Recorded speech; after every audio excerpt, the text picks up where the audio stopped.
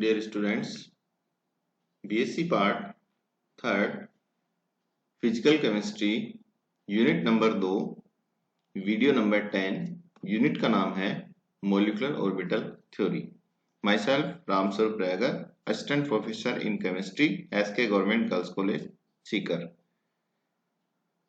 MOT या Molecular Orbital Theory में अभी तक हमने जो है H2+ आयन के लिए MO ट्रीटमेंट पढ़ा था. आज हम valence bond model of H2 या introduction to valence bond model of H2 के लिए पढ़ेंगे या H2 के संयोजकता बंध मॉडल का परिचय हम आज पूरा देंगे यहाँ पर और उसके बारे में कैलकुलेशंस करेंगे. पूरे जो ये टॉपिक है इसको दो पार्ट में डिवाइड किया गया है, पार्ट 1 और पार्ट 2. टॉपिक काफी थोड़ा बड़ा होने की वजह से इसको दो पार्ट्स में डिवाइड किया गया है. शुरुआत करते हैं. 1927 में हाइटलर और लंदन ने जो है इलेक्ट्रॉन युग्म बंध या सहसंयोजक बंध की तरंग यांत्रिकी द्वारा व्याख्या की. उन्होंने कहा कि जब दो हाइड्रोजन परमाणुओं के मध्य, किनके बीच में, दो हाइड्रोजन परमाणुओं के मध्य बंध बनने की स्थिति में उसकी स्थितिज ऊर्जा में कमी हो जाती है, जिससे H2 अणु का स्थायित्व दोनों परमाणुओं की तुलना में बढ़ जाता है. अभी तक हमने पढ़ा कि H2+ आयन कैसे बनता था. H2+ आयन में एक तरफ H था, दूसरे में एक H+ था और दोनों आपस में अंतर्नाभिक की दूरी पर एक दूसरे के सामने आकर के एक दूसरे को जो है ओवरलेपित कर लेते थे. और H2+ आयन जो था वो हमारे लिए एक इलेक्ट्रॉन सिस्टम था. लेकिन जब एक इलेक्ट्रॉन से ज्यादा सिस्टम होते हैं तो उनके लिए हम श्रोडिंगर वेव इक्वेशन को लागू नहीं कर पाते हैं. उनके लिए हम वेरिएशन थ्योरम और उसके अग्र जो थ्योरियां हैं, पर्टर्बेशन थ्योरम इत्यादि का हम इस्तेमाल करते हैं. तो यहाँ पर हमारे पास में एक हाइड्रोजन है जिसमें एक इलेक्ट्रॉन है, दूसरा हाइड्रोजन है उसमें भी एक इलेक्ट्रॉन है. दोनों अंतर्नाभिक के एक्स पर एक दूसरे के सामने आते हैं और प्लस प्लस अतिव्यापन के द्वारा बंध बनाते हैं. तो जब ये बंध बनता है तो उनकी जो स्थितिज ऊर्जा है उसमें कमी हो जाती है और H2 अणु का स्थायित्व बढ़ जाता है. कहने का मतलब है कि जब भी बंध बनेगा और किसी भी सिस्टम की स्थितिज ऊर्जा में जितनी कमी आती है वो सिस्टम उतना ही ज्यादा जो है स्थायी या स्टेबल हो जाता है. तो यहाँ H2+ कैसे बनेगा. एक तरफ हाइड्रोजन आयन जिसको हमने हाइड्रोजन H, जिसको हमने क्या नाम दे दिया, Ha, आयन नहीं होगा. दूसरी तरफ हाइड्रोजन है वो है Hb, उसमें भी एक इलेक्ट्रॉन होगा. Ha का इलेक्ट्रॉनिक विन्यास हो गया 1s1, H2 का इलेक्ट्रॉनिक विन्यास हो गया 1s1. जब दोनों अंतर्नाभिक अक्ष पर एक दूसरे के सामने आते हैं तो अतिव्यापन के द्वारा जो है उनके बीच में बंध बनता है. और हमने यही पढ़ा कि जितने परमाणु कक्षक भाग लेते हैं उतने ही अणु कक्षक बनते हैं. जितने परमाणु कक्षकों की संख्या जितनी होगी अणु कक्षकों की संख्या भी उतनी ही होंगी. उनमें से आधे जो हैं बॉन्डिंग ऑर्बिटल्स होते हैं या जिनको हम बॉन्डिंग मॉलिक्यूलर ऑर्बिटल्स कहते हैं, जिनकी ऊर्जा परमाणु कक्षकों से कम होती है. और जिनकी ऊर्जा परमाणु कक्षकों से ज्यादा होती है उनको हम एंटी बॉन्डिंग मॉलिक्यूलर ऑर्बिटल्स कहते हैं. कहीं कहीं एक छोटा सा परिचय आपको यह भी दिया गया था कि तीसरे प्रकार का जो था वो ये था कि जिनकी ऊर्जा परमाणु कक्षकों की उतनी ही रह जाती है वो हमारे लिए नॉन बॉन्डिंग या अबंधी आणविक कक्षक कहलाएंगे. वो हमारे कंसिडरेशन के यहाँ ऐसी स्थिति नहीं आने वाली है. तो H2 के संयोजकता बंध मॉडल में ये कहा गया कि जब दो हाइड्रोजन परमाणुओं के बीच में बंध बनने की स्थिति में उसकी स्थितिज ऊर्जा में जो है कमी हो जाती है. किसमें कमी हो जाती है, स्थितिज ऊर्जा में कमी हो जाती है, जिससे अणु का स्थायित्व दोनों परमाणुओं की तुलना में क्या होता है, बढ़ जाता है. कहने का मतलब बॉन्डिंग मॉलिक्यूलर ऑर्बिटल बनेंगे तो एनर्जी कम हो जाएगी और जितनी एनर्जी कम होगी किसी भी मॉलिक्यूल का स्थायित्व उतना ही अधिक हो जाता है. आगे सहसंयोजकता बंध को इन्होंने कंसीडर करते हुए पोलिंग के द्वारा इस सहसंयोजक बंध में अनुनाद को शामिल किया गया, जबकि स्लेटर ने जो है इसमें दिशात्मक गुणों का समावेश किया. तो सहसंयोजक बंध को और ज्यादा जो है अच्छा सिद्धांत बनाने का प्रयास किया गया. सहसंयोजक बंध की जो आधुनिक अवधारणा है उसमें निम्न शर्तों का पालन होता है. पहली शर्त है कि सहसंयोजक बंध बनने में संयोजकता कोष के इलेक्ट्रॉन भाग लेते हैं। जैसे Ha में एक इलेक्ट्रॉन है तो इसका इलेक्ट्रॉनिक विन्यास 1s1 हो गया, तो इसका एक इलेक्ट्रॉन संयोजकता कोष में एक इलेक्ट्रॉन है, ये बंध बनाने में भाग लेगा। यदि मान लीजिए कहीं पर एक इलेक्ट्रॉन से ज्यादा सिस्टम हो तो उस स्थिति में भीतर के जो इलेक्ट्रॉन्स हैं, संयोजकता कोष के अंदर वाले जो इलेक्ट्रॉन्स हैं वो अप्रभावित रहते हैं। तो सहसंयोजकता बंध की आधुनिक अवधारणा ये कहती है कि सहसंयोजक बंध बनने में संयोजकता कोष के इलेक्ट्रॉन भाग लेते हैं, भीतर के इलेक्ट्रॉन अप्रभावित रहते हैं। कहने का मतलब है कि वो बंध बनाने में भाग नहीं लेते हैं।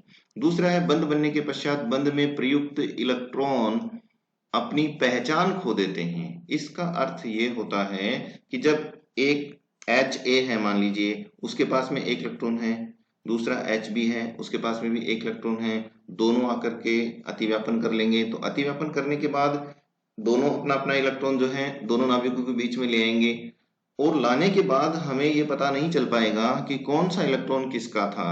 तो बंध जब बन जाएगा तो उसके बाद में इलेक्ट्रॉन अपनी पहचान खो देते हैं। तीसरा पॉइंट है सहसंयोजक बंध बनने के पश्चात दोनों बंधित परमाणुओं की पहचान बनी रहती है।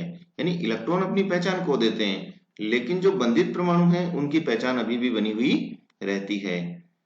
अगला पॉइंट है बंधी इलेक्ट्रॉनों का दोनों परमाणुओं के मध्य आदान प्रदान होता रहता है, यानी इलेक्ट्रॉन्स जो है एक्सचेंज होते रहते हैं। इससे बंध का क्या हो जाएगा, स्थायित्व बढ़ जाता है। इससे बंध का क्या होगा, स्थायित्व बढ़ जाता है। तो ये था हमारे सहसंयोजक बंध की आधुनिक अवधारणा। अब हम बात करते हैं हाइड्रोजन जो परमाणु है H2 बनने की प्रक्रिया क्या होगी, यानी हाइड्रोजन परमाणु से H2 अणु कैसे बनेगा। ठीक है, यहां देखिए ये एक आपके लिए जो है एक हाइड्रोजन परमाणु है, इसको हमने नाम दिया Ha। दूसरा हाइड्रोजन परमाणु है उसको हमने, ये वाला हाइड्रोजन परमाणु, इसको हमने नाम दे दिया Hb। ये Ha और Hb दोनों में एक एक इलेक्ट्रॉन है। माना कि Ha में जो इलेक्ट्रॉन है उसको 1 माना है, Hb में जो इलेक्ट्रॉन है उसको हमने 2 माना है। अब ये दोनों जो हैं काफी दूरी पर हैं, लेकिन दोनों जो हैं एक दूसरे की ओर अप्रोच कर रहे हैं। Ha इधर से आ रहा है, यानी Ha इस तरफ से आ रहा है, और Hb इस तरफ से आ रहा है। दोनों जो हैं एक दूसरे के नजदीक आते हैं। नजदीक आने में दो फैक्टर यहाँ पर महत्वपूर्ण है, आकर्षण और प्रतिकर्षण। आकर्षण किस किस के बीच में होगा वो देखिए। हम जानते हैं कि नाभिक में पॉजिटिव चीजें होती हैं या प्रोटॉन होते हैं, तो ये प्रोटॉन Ha का नाभिक Hb के इलेक्ट्रॉन को आकर्षित करेगा, Hb का नाभिक Ha के इलेक्ट्रॉन को अपनी ओर आकर्षित करेगा। तो दोनों के बीच में आकर्षण के कारण एक दूसरे के नजदीक आ जाएंगे, लेकिन नजदीक आते आते इतने नजदीक आ जाएंगे कि अब इनके जो नाभिक और इलेक्ट्रॉन हैं उनमें प्रतिकर्षण शुरू हो जाएगा। यानी एक न्यूनतम डिस्टेंस से और ज्यादा नजदीक आ जाते हैं तो Ha का नाभिक और Hb का नाभिक दोनों में प्लस प्रोटॉन्स हैं, तो ये दोनों एक दूसरे को प्रतिकर्षित करना शुरू कर देंगे। साथ ही Ha का इलेक्ट्रॉन और Hb का इलेक्ट्रॉन भी एक दूसरे को प्रतिकर्षित करना शुरू कर देगा, जिससे एक मिनिमम डिस्टेंस तक तो ये नजदीक आ सकते हैं। उससे ज्यादा अगर आप इनको नजदीक ले जाने का प्रयास करोगे तो इनमें प्रतिकर्षण शुरू हो जाएगा और एनर्जी बढ़नी लगेगी। जब एनर्जी बढ़ने लगेगी तो इनका स्थायित्व में जो है कमी आना शुरू हो जाएगी। तो एक न्यूनतम डिस्टेंस तक ही ये जो है एक दूसरे के नजदीक जाते हैं, उसके बाद में इनकी एनर्जी बढ़ना शुरू हो जाती है। आगे चलते हैं। जब ये एक दूसरे के नजदीक आते हैं तो उस स्थिति में इनके बीच में जो है एक प्रॉपर डिस्टेंस मेंटेन होती है, और इन डिस्टेंस को हमने नाम दिया है, दोनों नाभिकों के बीच की जो डिस्टेंस है, ये देखिए जहां कर्सर चल रहा है, अभी देखिए कर्सर को फिर से ड्रॉ किया जाएगा, यहाँ इसके नाभिक और Ha के नाभिक और Hb के नाभिक के बीच में जो डिस्टेंस है उसको हमने नाम दिया r। दोनों इलेक्ट्रॉन्स हैं, Ha का इलेक्ट्रॉन और Hb का इलेक्ट्रॉन है, तो इनके बीच में जो डिस्टेंस है उसको नाम देते हैं हम r12। यहाँ तक की ये जो डिस्टेंस जो कर्सर बना रहा है, ठीक है। तीसरी जो डिस्टेंस हम बात करेंगे वो है पहले का नाभिक, तीसरी जो डिस्टेंस है उसकी हम बात करेंगे पहले का नाभिक यानी Ha का नाभिक और दूसरे का इलेक्ट्रॉन, इनके बीच में डिस्टेंस है ra1। साथ ही पहले के इलेक्ट्रॉन और दूसरे के नाभिक के बीच में जो डिस्टेंस है वो है rb2। पहले के नाभिक और पहले के इलेक्ट्रॉन के बीच में जो डिस्टेंस है वो RA2 और दूसरे के नाभिक और दूसरे के ही इलेक्ट्रॉन के बीच में जो डिस्टेंस है उसको नाम है RB1। तो इस तरह से इन डिस्टेंसेस को अपन क्लियर कर लेते हैं।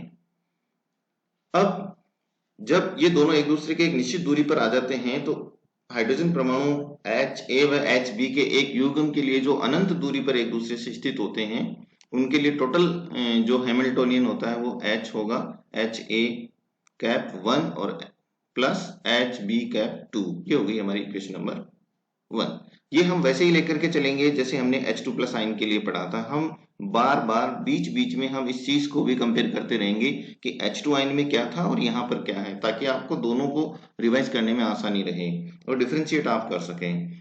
दोनों इलेक्ट्रॉनों के जो संयुक्त तरंग फलन होंगे वो हो जाएगा phi1 = 1 sin A1 plus 1 sin B2। यानी ये पहले नाभिक के लिए हो गया और ये दूसरे नाभिक के लिए। पहले नाभिक का पहला जो परमाणु कक्षक है HA जो है उसके संबंधित जो तरंग फलन है वो साइन A हो गया और 1 जो है उसके इलेक्ट्रॉन को रिप्रेजेंट कर रहा है। इसी तरह से साइन B जो है दूसरा जो आपका परमाणु कक्षक है HB जिसको हमने नाम दिया है उसके लिए तरंग फलन हो गया साइन B और उसमें जो इलेक्ट्रॉन है उसको रिप्रेजेंट कर दिया आपने ब्रैकेट में 2 से। तो हमारी बन गई इक्वेशन नंबर 2। दोनों परमाणु परस्पर एक दूसरे के साथ जुड़ जाएंगे और H2 का निर्माण करेंगे। किसका निर्माण करेंगे? H2 का निर्माण करेंगे, जैसा कि मैंने पहले डिस्क्रिप्शन में आपको बता दिया है। तो परमाणु इकाइयों का उपयोग करते हुए टोटल जो हैमिल्टोनियन लिखा जाएगा वो हो जाएगा H cap equals to -1/2 del 1 square -1/2 del 2 square minus 1/RA1 minus 1/RB1 minus 1/RA2 minus 1/RB2 plus 1/R12 plus 1/R। आपने जो H2+ आयन में पढ़ा था तो वहां पर एक इलेक्ट्रॉन सिस्टम था। 2 इलेक्ट्रॉन सिस्टम के लिए यहाँ जब हम पढ़ेंगे तो डेल्टा के मान भी 2 आ जाएंगे और ये जो डिस्टेंसेज हैं वो भी डिफरेंट यहाँ पर लिखी गई हैं। कौन सी डिस्टेंस क्या है ये मैंने एक्सप्लेन कर दिया है आपको। अब चलते हैं कि जब H2 अणु बनेगा तो उसका तरंग फलन निम्न होगा। साइन 1 जो तरंग फलन है यानी दोनों एक दूसरे को ओवरलैपित कर लेते हैं तो उस स्थिति में तरंग फलन होगा आपका साइन फर्स्ट जिसको नाम दिया है sign A1 psi B2। Equation number 4 ये है उस स्थिति में जब पहले का इलेक्ट्रॉन पहले के पास है दूसरे का इलेक्ट्रॉन दूसरे के पास है। लेकिन जब H2 बन जाता है, ये बहुत इंपॉर्टेंट लाइन है, H2 बनने के बाद इलेक्ट्रॉन अपनी जो है पहचान खो देते हैं। क्या करते हैं? अपनी पहचान खो देते हैं। पहचान खो देते हैं तो उस स्थिति में इनका जो तरंग फलन होगा वो हो जाएगा sine second equal to sine A2 sign B1। यहाँ ये B लिखा हुआ है, देख लीजिए। इसका मतलब ये हो गया कि हमारा जो पहला था उसके पास B वाला इलेक्ट्रॉन आ गया है और जो B था उसके पास में A वाला इलेक्ट्रॉन आ गया है। तो जब पहचान खो दी तो दूसरी कंडीशन ये भी हो सकती है। तो इक्वेशन बन गई 5। अब हम ये भी जानते हैं कि तरंग फलनों के रेखीय संयोजन यानी लीनियर LCAO मेथड आपने पढ़ा है, linear combination of atomic orbitals पहले पढ़ा है आपने शुरू में। तो उनके रेखीय संयोग से H2 अणु जो बनेगा उसका वास्तविक तरंग फलन क्या होगा। तो हम इक्वेशन 4 और 5 को ऐड करके जो है उसका वास्तविक तरंग फलन प्रदर्शित करेंगे। तो साइन इक्वल टू हो जाएगा A1 sine first plus A2 sine second. यहाँ A1 जो है A1 और A2 मिक्सिंग कोएफिशिएंट के नाम से जाने जाएंगे। अब हम समीकरण 6 में जो है 5 का मान रख देंगे और 4 का मान रख देंगे। 4 और 5 दोनों का मान 6 में रखेंगे तो हमारे पास इक्वेशन बन जाएगी 7। देखिए साइन की जगह आपने साइन रख दिया, A1 की जगह आपने क्या रख दिया? A1 रख दिया। अब साइन फर्स्ट की जगह अपन क्या रखेंगे? समीकरण 4 का मान है साइन A1 साइन B2, ये यहाँ आपने रख दिया।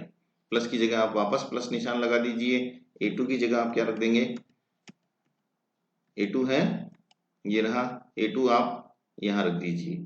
ठीक है, साइन सेकंड का मान आप यहाँ से उठा लें इक्वेशन नंबर 5 और यहाँ पर रख दें, पूरा आ जाएगा। तो इक्वेशन बन गई आपकी 7। इक्वेशन 7 में A1 को आपस में खोलकर लिख दीजिए, बस इतना सही है, ज्यादा चेंज नहीं है। साइन इक्वल हो जाएगा A1 psi A1 psi B2 plus A2 psi A2 sign B1। A1 और A2 क्या है हमारे लिए? मिक्सिंग पैरामीटर्स हैं। इक्वेशन 7 जो है हाइटलर लंदन फलन भी कहलाती है। अब हम बात करते हैं ऊर्जा का मान। ऊर्जा के लिए हमारे पास सिंपल सी इक्वेशन है E equal to summation psi H cap psi d tau upon summation psi psi d tau. यानी कहने का मतलब यहाँ पर एच कैप जो है वो एक्स्ट्रा है, बाकी साइन की जगह साइन है, साइन की जगह साइन है, ऊपर और नीचे बाकी चीजें सेम है, केवल एच कैप का यहाँ पे डिफरेंस है। जनरली हमारे पास एनर्जी जो इक्वेशन होती है वो क्या इक्वेशन होती है, H psi equals to E psi. हम ये मान लें कि साइन से साइन कट जाता है तो एनर्जी किसके बराबर होती है, हैमिल्टोनियन ऑपरेटर के बराबर होती है, और हैमिल्टोनियन ऑपरेटर आपने पहले निकाल चुके हैं ये वाला इक्वेशन नंबर 3 के द्वारा। अब समीकरण 7 से साइन का मान ले लेंगे अपन, ये रही आपकी इक्वेशन नंबर 7, यहाँ से साइन का मान ले लीजिए, समीकरण 8 में रख देंगे, वेरिएशन ट्रीटमेंट लागू करेंगे तो हमें निम्न दीर्घकालीन समीकरण जो है सेकुलर इक्वेशंस प्राप्त होंगी। एक्चुअल होता क्या है, वेरिएशन ट्रीटमेंट उन सिस्टम्स के लिए हम लागू करते हैं जिन सिस्टम में इलेक्ट्रॉन की संख्या एक से ज्यादा होती है। अगर एक इलेक्ट्रॉन सिस्टम है तो हम उसके लिए श्रोडिंगर वेव इक्वेशन को लागू करते हैं, और जिन सिस्टम में एक इलेक्ट्रॉन से ज्यादा इलेक्ट्रॉन होते हैं उनके लिए हम वेरिएशन थ्योरम और नेक्स्ट जो है परटर्बेशन थ्योरम को यूज करते हैं। तो इतना कुछ कर जब हम H का मान इसमें रख देंगे तो हमें वेरिएशन ट्रीटमेंट लागू करना पड़ेगा। दो इलेक्ट्रॉन सिस्टम है, इस कारण से हमें दीर्घकालीन जो इक्वेशंस प्राप्त होंगी वो ये होंगी, A1 H11 minus E plus A2 H12 minus SE square E equals to 0, A1 H21 minus S square E plus A2 H22 minus E equals to 0। अब हम ये जानते हैं कि ये पूरी इक्वेशन सेकुलर इक्वेशंस के मान 0 हैं, तो यदि हम A1 A2 के मान 0 नहीं हो सकते, अगर इनको इस फॉर्म में लिखेंगे तो A1 A2 के मान 0 नहीं हो सकते, अगर 0 होंगे तो सारी इक्वेशंस खत्म हो जाएंगी, कोई यूज नहीं है। तो उस स्थिति में क्या होगा, जो बचा हुआ पार्ट है उसका रिजल्ट क्या है, 0 है। यानी अब साइन की वैल्यू में आपने A1 A2 लिखेंगे, वहां पे यदि मान लीजिए इनका मान 0 मान लिया तो कोई मतलब नहीं है, साइन 0 हो जाएगा, तो बाकी जो बचा हुआ पोर्शन है वो 0 है। तो इक्वेशन नंबर 10 मिल गई आपको। इक्वेशन 10 में H11 को हमने क्या नाम दिया, psi first, H cap psi D2 को हमने दे दिया H11। इसी तरह से साइन सेकंड, दोनों ही साइन अगर सेकंड है तो उसको हमने H22 नाम दे दिया। अगर दोनों के बीच एक फर्स्ट और एक साइन सेकंड है तो हमने H12 नाम दे दिया। दोनों में पहला सेकंड है और दूसरा फर्स्ट है तो हमने H21 नाम दे दिया। S की वैल्यू में हमने साइन A B में दोनों इलेक्ट्रॉन एक ही में है तो इसको S नाम दिया है, दोनों इलेक्ट्रॉन अगर दूसरे में भी हैं तो हमने 2 नाम दी, 2 उसको नाम दिया है। साइन स्क्वायर में दोनों का मल्टीप्लीकेशन है, साइन फर्स्ट और साइन सेकंड इंटू D2 का मल्टीप्लीकेशन जो है साइन स्क्वायर कहलाएगा। तो ये सारी इक्वेशन 11 जो है इनके मान जो हम 10 में पहले ही रख चुके हैं। जब हम उनको सोल्व करेंगे, सोल्व करने के लिए ये था कि H कैप और साइन के मान रख करके जो इक्वेशंस आएंगी उनके छोटे जो हैं छोटे छोटे इन चीजों को हम उनके स्थान पर ये मानेंगे तो रिजल्ट्स आ जाएंगे हमारे पास, और ये हमारे पास इक्वेशन 10 प्राप्त हो जाएगी। अब चलते हैं हम समीकरण 10 से E में वर्ग चालिका या क्वाड्रेटिक इक्वेशन है, अतः इसके 2 मूल होंगे, एक प्लस वाला होगा एक माइनस वाला होगा। अगर हम प्लस को यूज करते हैं तो H11 plus H12 upon 1 plus S square आ जाएगा, और यदि माइनस को इस्तेमाल करेंगे तो H11 minus H E minus लिखेंगे तो H11 माइनस H12 और 1 minus S square. H2 plus sign के लिए यदि आपने पढ़ा था तो यहाँ पे जो कर्सर है यहाँ स्क्वायर नहीं था, वहां केवल 1 प्लस S था, यहाँ पे भी स्क्वायर नहीं था, केवल क्या था 1 माइनस S था, बस केवल इतना सा डिफरेंस यहाँ पे आ रहा है। और इन दोनों में यदि आप E प्लस और E माइनस में डिफरेंस देखना चाहते हैं तो यहाँ प्लस और यहाँ प्लस है, लेकिन यहाँ पे भी अगर माइनस के लिए लिखेंगे तो दोनों जगह ही क्या मिलेगा आपको, माइनस मिलेगा, ये ध्यान रखना। अब नॉर्मलाइजेशन कंडीशन लगाएंगे तो A1 A2 के मान भी हम जो हमारे मिक्सिंग कोफिशिएंट है उनके मान हम ज्ञात कर सकते हैं, A1 square plus A2 square plus 2A1 A2 dot S square equals to 1। यदि हम E प्लस के लिए दोनों को बराबर मान लें, कहने का मतलब A1 किसके बराबर है, A2 के बराबर है, तो जब A1 A2 के बराबर है तो हमने A2 की जगह हम क्या रख देंगे A1 स्क्वायर, तो ये हो जाएगा 2A1 स्क्वायर, और यहाँ क्या आ जाएगा 2A1 square into S square equals to 1। दोनों में से A1 square upon 2A1 square common ले लेंगे, जो बचेगा उसको अपन कैलकुलेट करके हम A1 बराबर A2 लिखते हुए 1 upon under root 2 1 plus S स्क्वायर लिख देंगे। तो ये आ गया अपने पास A1 A2 जो मिक्सिंग कोफिशिएंट है उनकी रिजल्ट्स आ गए। यदि हम E-1 के लिए लिखेंगे तो A1 जो है -A2 के बराबर होगा, तो उस स्थिति में A1 बराबर आ जाएगा -A2। तो यहाँ क्या चेंज होगा, देखो इसमें क्या चेंज है, यहाँ पे 1 + s² है तो यहाँ प्लस आएगा, अगर यहाँ एनर्जी प्लस है तो यहाँ भी प्लस है, और यहाँ एनर्जी माइनस है तो यहाँ पे भी क्या आ जाएगी माइनस, और कोई चेंज नहीं है। अब इन कोफिशिएंट्स को अपन क्या करेंगे, जिस प्रकार एमओ सिद्धांत में इन कोफिशिएंट्स को अपन जो है साइन की जो इक्वेशंस हैं उनको बनाने में इस्तेमाल करेंगे। हम जानते हैं कि जिस प्रकार एमओ सिद्धांत में दो ऊर्जा स्तर होते हैं E+ और E-, उसी तरह से वैलेंस बॉन्ड थ्योरी में भी जो है H2 के लिए दो ऊर्जा स्तर होंगे E+ और E-। जो प्लस होगा उसको हम सिमेट्रिकल कहेंगे और जो माइनस होगा उसको हम एंटी सिमेट्रिक कहते हैं। अब समीकरण 13 व 14 का मान समीकरण 7 में रखेंगे तो हमें साइन प्लस और साइन माइनस के मान प्राप्त हो जाएंगे। यहां से देख लीजिए समीकरण, ये तो है 13 आपकी, ये 13 है और ये 14 है, इसका मान 7 में रख दीजिए आप। ये रही आपकी इक्वेशन नंबर 7, इसमें मान रखेंगे, ये इस 7 इक्वेशन में मान रखेंगे अपन, तो हमें क्या मिलेगा वो देखिए, साइन प्लस का मान मिलेगा और साइन माइनस का मान मिलेगा। साइन प्लस के मान में सबसे पहले A1 जो कोफिशिएंट था उसका मान हमने रख दिया 1/√2 1 + s², फिर आ गया साइन A1 साइन B2 आ गया plus sign A2 sign B1। इसी तरह से साइन माइनस के लिए जो है, यहाँ अगर प्लस है तो यहाँ पे भी क्या आ जाएगा माइनस आ जाएगा, यहाँ प्लस है यहाँ माइनस आया तो यहाँ भी प्लस है तो यहाँ माइनस आ जाएगा, यहाँ प्लस है तो यहाँ पे भी माइनस आ जाएगा, बाकी चीजें एज इट इज चलेंगी। यदि हम दोनों को एक साथ लिखना चाहें तो साइन प्लस माइनस हो जाएगा इक्वल्स टू 1/√, दोनों को एक साथ मिला दें तो 1 + s², यहाँ साइन A1 साइन B2 यहाँ प्लस माइनस एक साथ लिख दीजिए तो इक्वेशन 17 मिल जाएगी। तो इक्वेशन 15 साइन प्लस को बताती है, 16 जो है हमें साइन माइनस को बताती है, और इक्वेशन 17 जो है साइन प्लस माइनस को रिप्रेजेंट करती है। अगला हमारा टॉपिक है कैलकुलेशन ऑफ एनर्जी, ये हम अगले लेक्चर वीडियो में पढ़ेंगे। ठीक है, आज इतना ही, धन्यवाद।